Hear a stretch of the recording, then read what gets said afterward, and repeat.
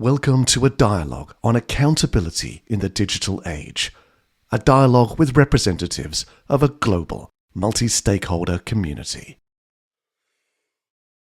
And I'm your host, Frits Bussemaker, and today I'm delighted and privileged to have a conversation with Frances West. Hey, Frances, welcome to the program. Thank you. Allow me to briefly introduce you to our audience. You have over 30 years experience in global business technology and leadership. You served as IBM's first Chief Accessibility Officer, and you delivered talks on the topic for TEDx United Nations, Mobile World Conference, South by Southwest, and the World Computer Innovation Technology Conference. So a lot of great global platforms, and also the author of Authentic Inclusion. Again, welcome to the program and the dialogue on accountability in the digital age. Now, as mentioned, you are IBM's first Chief Accessibility Officer. Twofold question. What does a Chief Accessibility Officer do, and how did you become the first one? Okay. So accessibility in the technology world is defined as making sure that everything we do digitally, whether it's a website experience or your mobile apps or anything related to digital, does not create barrier for people with disabilities or who are aging. So what do I mean by that?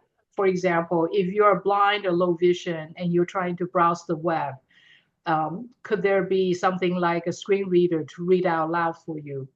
If you're deaf and you're on a Zoom call like what we're doing here, are there technologies such as captioning to allow you to see the conversation? So these are what we call technology barrier. If it's not intentionally addressed or invented, then we will create a digital barrier for a certain amount of population. So Chief Accessibility Officer's role is twofold, basically. One is internally making sure the portfolio that was both used by IBM internal employees and also what we deliver to the customers are as accessible as possible. And then the other role that I had was to really promote the idea that the whole concept of accessibility is really not just for aging or people with disabilities. It's really about what I call human first thinking. That is, at certain point we could be all situationally disabled, or we could be just because aging, you could acquire certain, for example, people start wearing reading glasses because you can't see when you take it off your glasses, see the newspaper. So I think it's one of those fascinating area that actually requires a lot of a focus. And I was fortunate to be named the first Chief Accessibility Officer of IBM. This has actually been, that was about 8 years ago. Yeah. Now, why was that? Why did they pick you? Why did they pick me? Actually, I have to say, I'm an accidental accessibility person. When I was offered the opportunity to manage this global team in IBM, it's based in IBM Research. And I have to admit, it was more of a selfish career ambition of mine to accept the job, because I thought, IBM Research is a very, very prestigious organization. And at that time, frankly, I knew nothing about accessibility.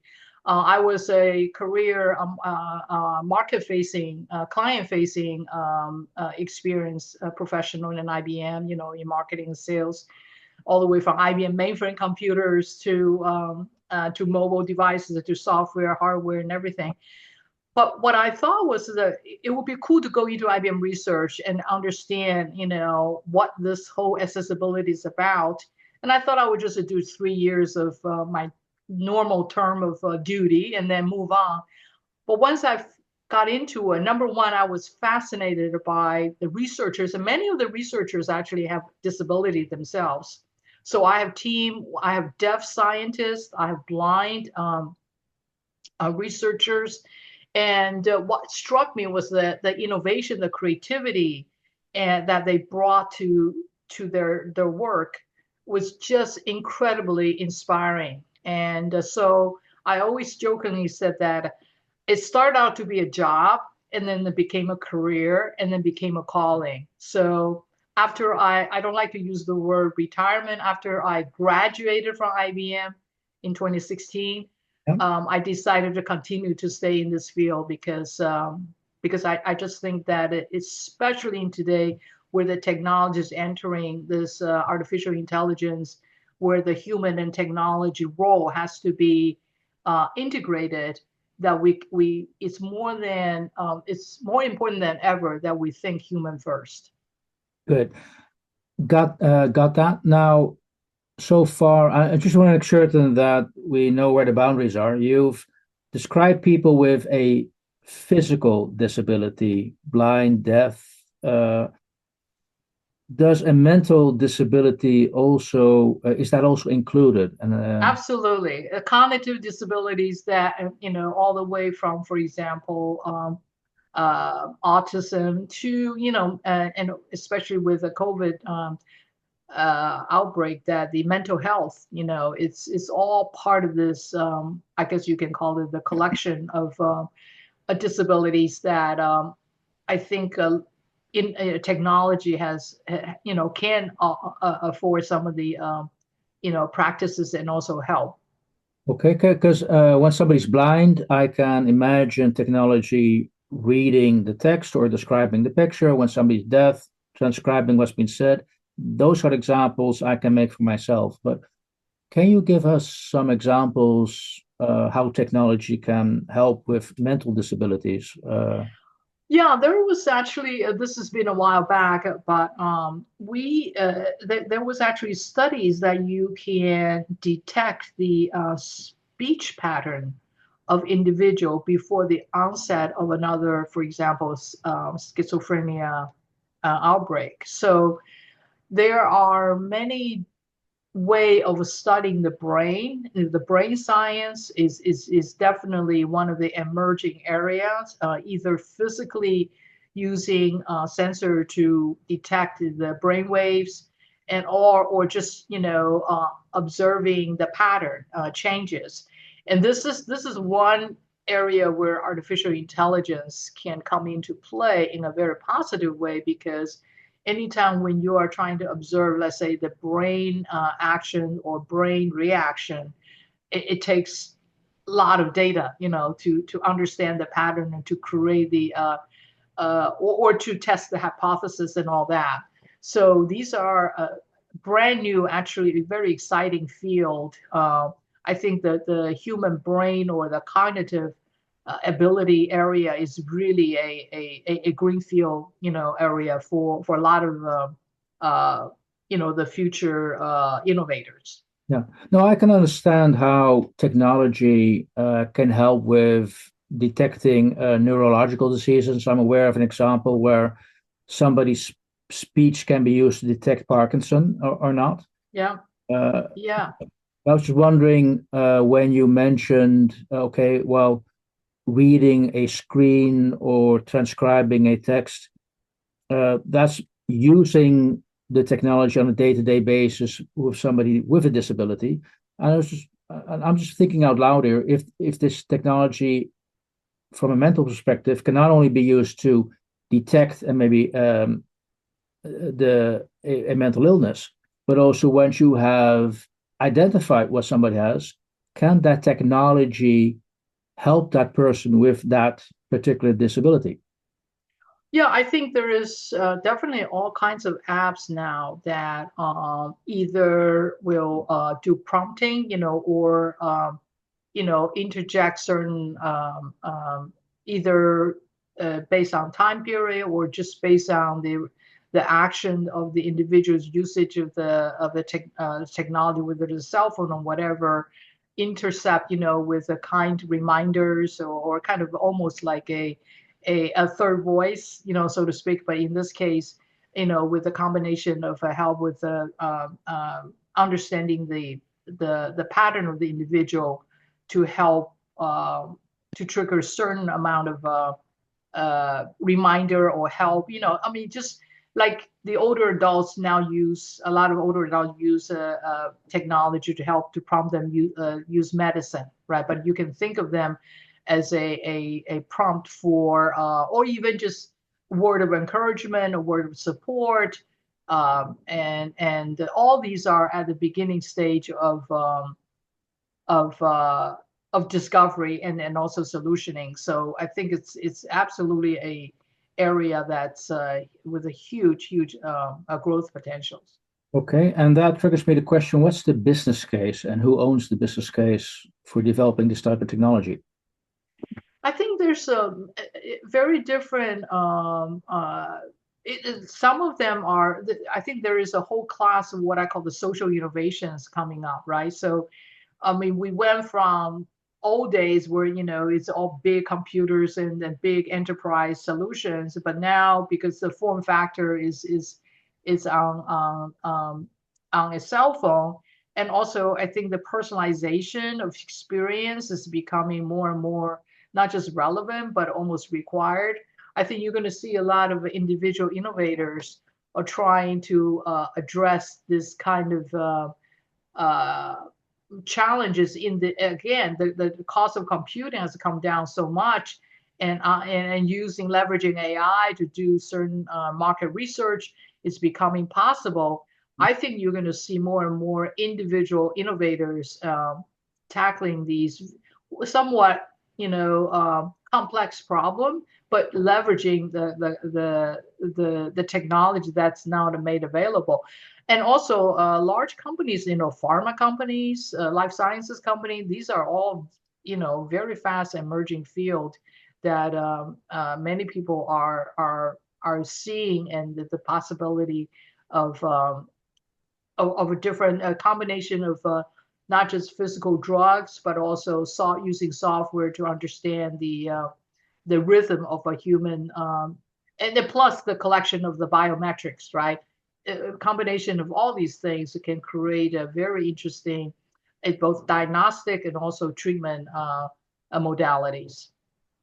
Okay, so big potential, and this is allowing more access to the world in general.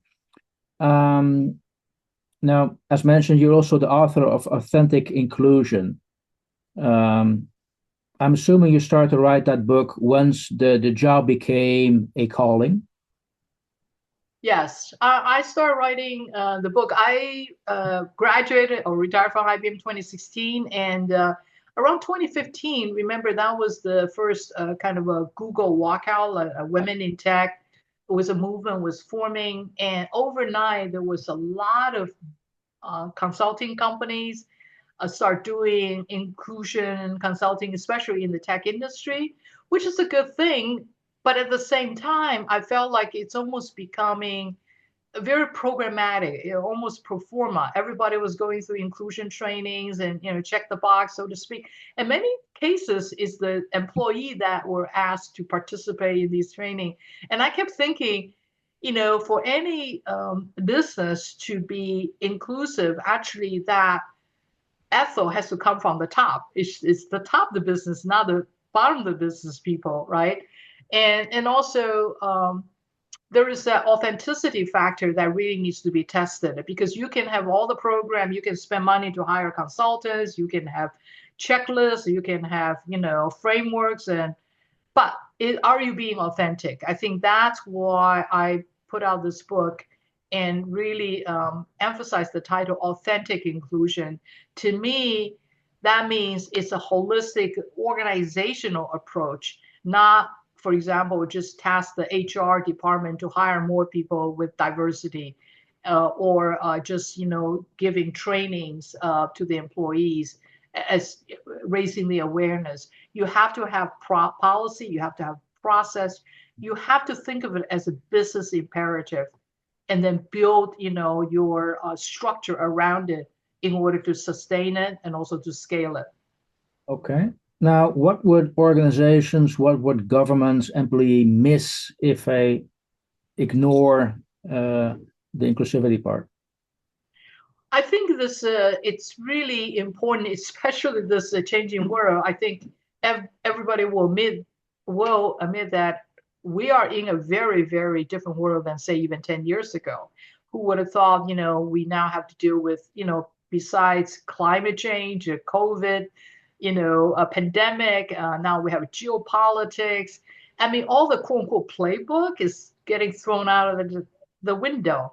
So anytime when any business or government are in era of extreme change, you have to count on your people, your employees, to make decisions.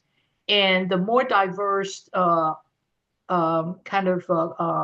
resources or talent you have in your organization, they can bring different perspective, a different experience. They're going to dissect the problem differently, and then in most cases will come out of the box, suggestions. And I think we're entering an era of out of the box is going to become norm. And the kind of steady state, programmatic approach to decision making is not going to meet the challenges of today. So to me, inclusion is a process of making sure you have the diversity of thoughts, you have diversity of experience, and that actually strengthen an organization's ability to pivot or to adjust and to meet the unknown challenges that's out there. Okay, now I have to be cautious not to turn it into a political discussion, but I get the feeling that we momentarily are living in an age where the need for inclusion, the need for diversity is scaled down a bit.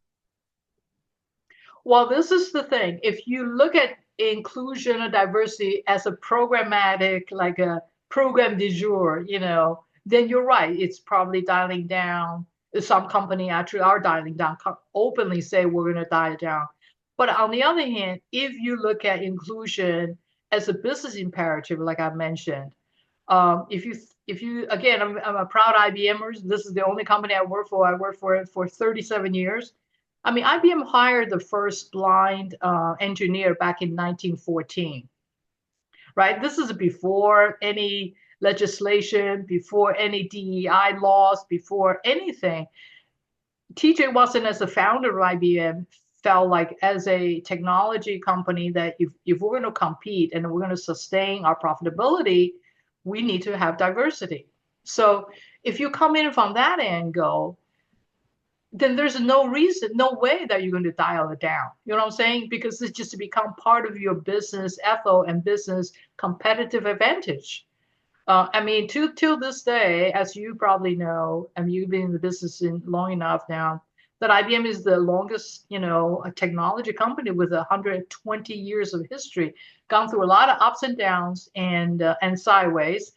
But I would say, I mean, I personally would feel like this is one of the reasons it's sustained is because it has certain fundamental value and also belief and in the diversity as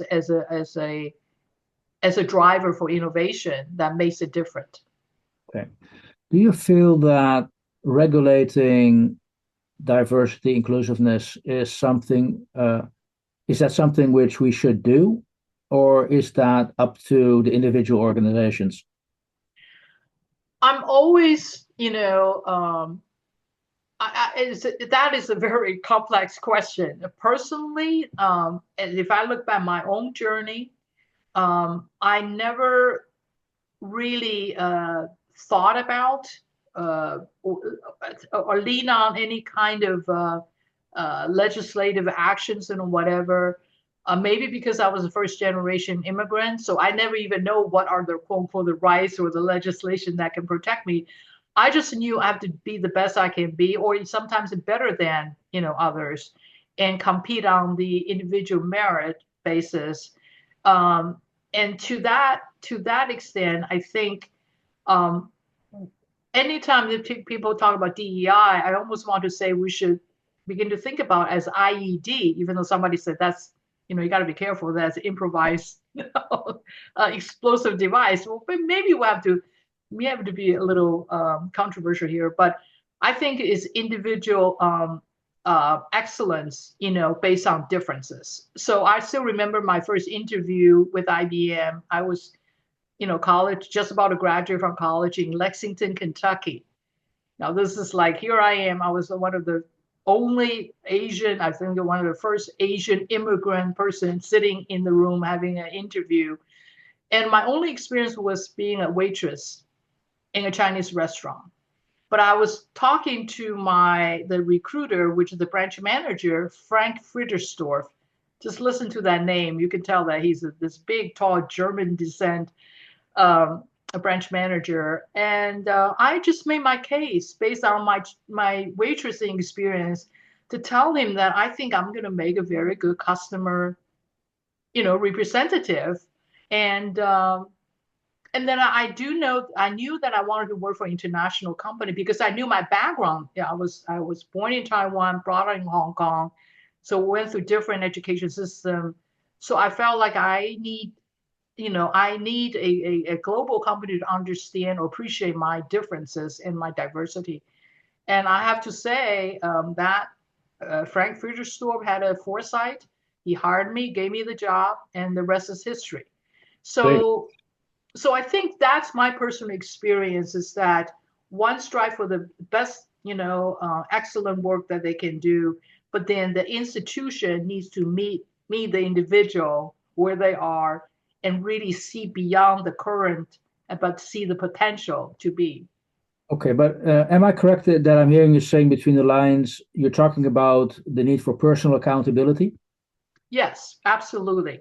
I think it's a personal accountability, and frankly, I would even say it's a personal leadership, individual leadership. When I say leadership, I mean we especially in the world of AI, we have to think that we will be managing like robots and AI agents and all that.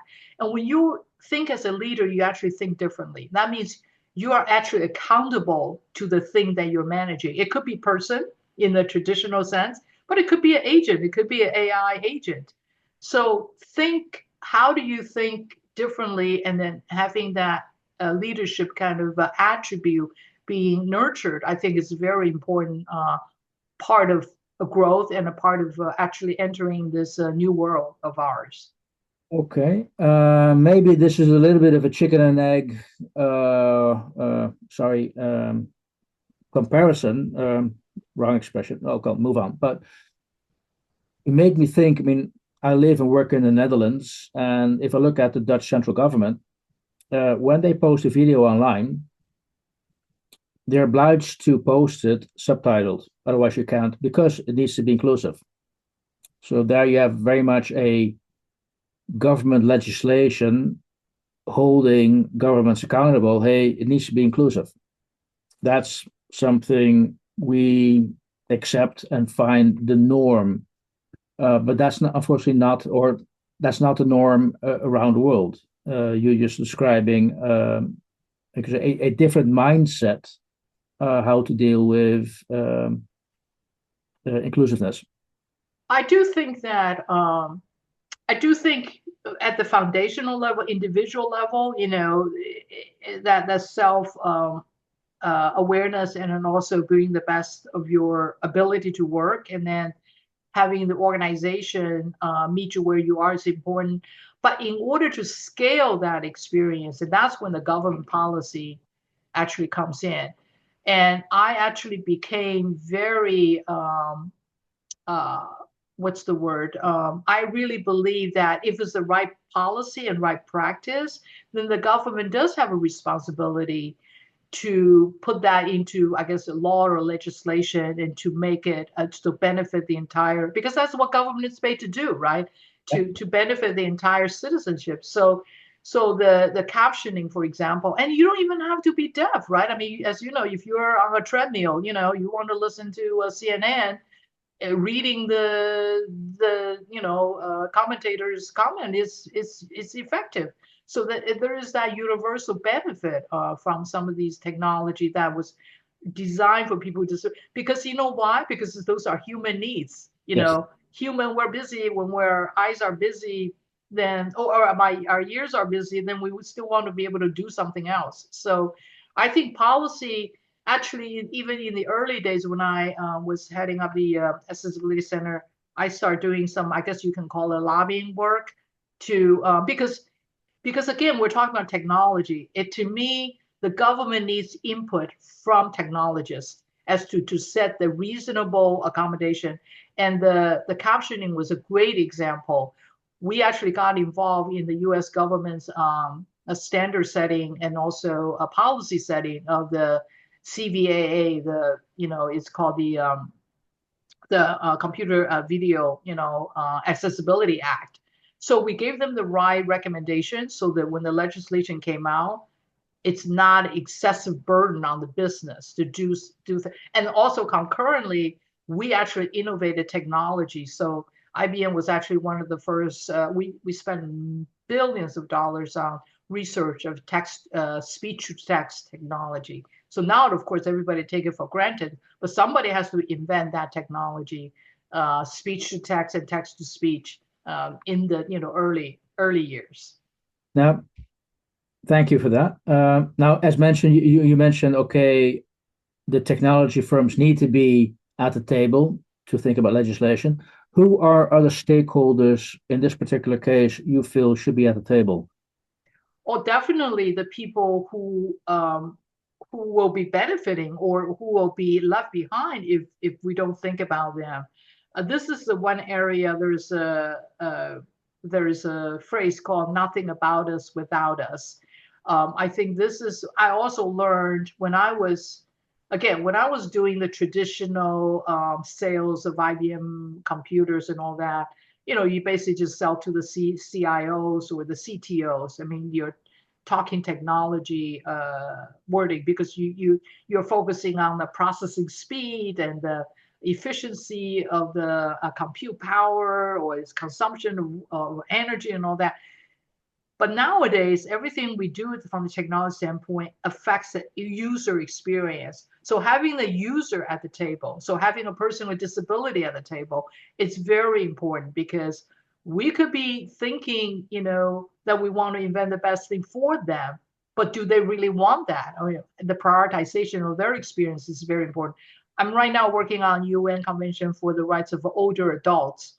And it's very important. That one good thing is I'm accumulating age myself. So I could be the one that is speaking to the requirement and priority firsthand, in addition to the technology and also the policy, discussions. So that user experience. So NGOs that represent these a different, group of people it should be at the table as well. Okay. And you see this happening on a local, national level, or also on an international level? I see the historically or traditionally, I see the what I call the human first initiative tend to be promoted or cared for by not NGOs or nonprofit organizations, and very separate from the technology companies. And I think that frankly is a challenge, and it could be a problem, especially with AI coming down. So one of the things that I'm doing through myself and my boutique company, and also with the UN, is to bring them closer, because leave it unattended, I think we will be operating in silos, especially at the local and local regional level. That's why I think UN as an organization potentially, or any kind of a technology a trade association, including like WITSA that you're associated with, or CES, Consumer Electronics, they can raise the awareness of how we need to bridge the gap between the agencies of nonprofit along with technology organization, so that we have that intersection and integration of of priorities and also focus. Hey, Francis, fascinating discussion. Unfortunately, I'm conscious of the time. It's moving very fast.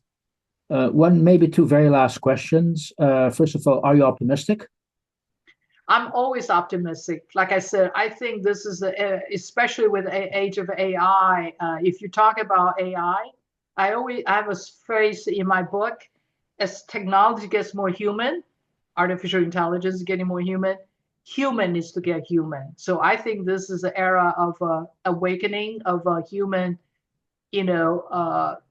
value and human moral and human trust, that we have to merit with the technology. And so this is good time to come. Good. Okay. Final question. What's the low-hanging fruit? What can we do starting tomorrow? I think it's getting familiar with these new technology like AI. I have a personal AI that capture everything I say. So this podcast is once we get the transcript, we're going to feed into my AI, and then I think we each should be very conscious that we can create the data set. Everybody talk about data set, right? AI is made of trying to dissect or understand the different large language model coming from data sets everywhere. We each can influence the future of AI thinking by learning how to leverage technology like AI for our own benefit and also for the society's benefit. Great. Hey, Francis, thank you so much for sharing your thoughts on accessibility, the need for inclusion, authentic inclusion. Let's end with that. And again, thank you for sharing your thoughts with us. Thank you so much. Thank you very much for the opportunity. Great.